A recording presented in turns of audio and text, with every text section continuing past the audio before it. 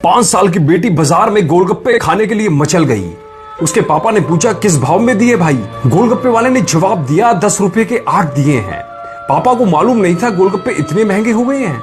जब वे खाया करते थे तो तब 1 रुपए के 10 मिला करते थे। पापा ने जेब में हाथ डाला, 15 रुपए बचे थे। बाकी रुपए घर की जरूरत का सामान लेने में खर्च हो गए थे। उनका गांव शहर से दूर है।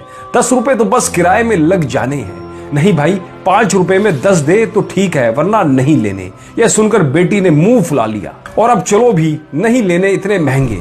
पापा के माथे पर लकीरें उभर आई। अरे खा लेने दो ना साहब, अभी आपके घर में है तो आपसे लड़कर भी खा सकती है। कल को पराए घर चली गई तो पता नहीं ऐसे मचल पाएगी या नहीं। तब आप भी तरसेंगे बिटिया की फरमाइश पूरी करने को। गोलगप्पे वाले के शब्द तो चुभने वाले थे, पर उन्हें सुनकर पापा को अपनी बड़ी बेटी की याद आ गई, जिसकी शादी उन्होंने 3 साल पहले एक खाते पीते पढ़े लिखे परिवार में की थी। उन्होंने पहले साल से ही उसे छोटी छोटी बातों पर सताना शुरू कर दिया था। 2 साल तक वह मुट्ठी भर के रुपए उनके मुंह में ठूंसता रहा, पर उनका पेट बढ़ता ही चला गया और अंत में एक दिन सीढ़ियों से गिरकर बेटी की मौत हो गई। मौत की खबर ही मायके पहुंची। आज वह छटपटाता है कि उसकी वह बेटी फिर से उसके पास लौट आए और वह चुन चुन कर उसकी सारी अधूरी इच्छाएं पूरी कर दे। पर वह अच्छी तरह जानता है कि अब यह असंभव है। दे दूं क्या बाबूजी? गोलगप्पे वाले की आवाज से पापा की तंद्रा टूटी। रुको भाई 2 मिनट। उस लड़की के पापा पास की पंसारी की दुकान पर गए।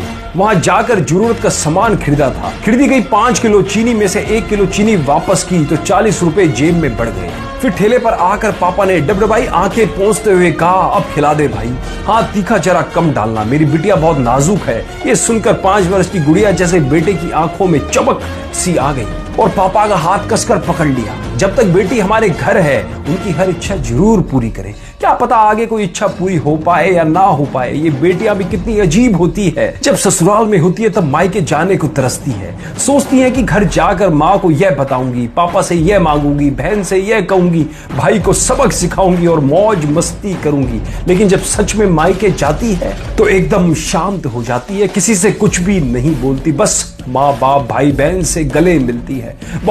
बहुत बार खुश होती है। भूल जाती है कुछ पल के लिए पति ससुराल, क्योंकि एक अनोखा प्यार होता है मायके में। एक अजीब सी कशिश होती है मायके में। ससुराल में कितना भी प्यार मिले, माँ बाप की एक मुस्कान को तरसती हैं ये बेटियां। ससुराल में कितना भी रोए, पर मायके में एक भी आंसू नहीं बहाती हैं ये बेटियां, क्योंकि बेटियों का सिर्फ एक आंसू अपने माँ बाप भाई बहन को हिलाकर रख देता है, रुला देता है। कितनी अजीब हैं ये बेटियां, कितनी नटखट हैं ये बेटियां। भगवान की अनमोल देन है ये बेटियां।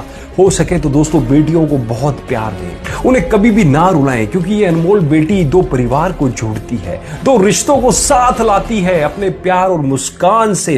हम चाहते हैं कि सभी बेटियां खुश रहें हमेशा, भले ही वो मायके में हो या ससुराल में हो। खुशकिस्मत है वो जो बेटी के बाप हैं।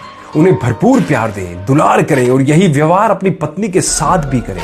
क्यों? क्योंकि वो कभी किसी की बेटी है और अपने पिता के घर को छोड़कर आपके साथ पूरी जिंदगी बिताने आई है। उसके पिता की सारी उम्मीदें सिर्फ और सिर्फ आपसे हैं, इसलिए सदैव उन्हें आदर, उन्हें सम्मान जरूर दें। उम्मीद करता हूं इस कहानी से भी आपको कुछ ना कुछ नया सीखने को जरूर मिला होगा। अगर मिला हो तो इस कहानी के लिए एक शेयर जरूर करिएगा और अपने महत्वपूर्ण कमेंट हमें जरूर लिख के बताइएगा कि आपको ये कहानी कैसी लगी। दोस्तों यदि ये मोटिवेशनल स्टोरी आप हमारे फेसबुक के पेज पर देख रहे हैं तो पेज को आज ही लाइक कर और फॉलो करें और सी फर्स्ट को दबाना बिल्कुल भी ना भूलें। और सभी दोस्त जो यूट्यूब पे हमारे चैनल को देख रहे हैं वो आज ही चैनल को सब्सक्राइब कर बेल आइकन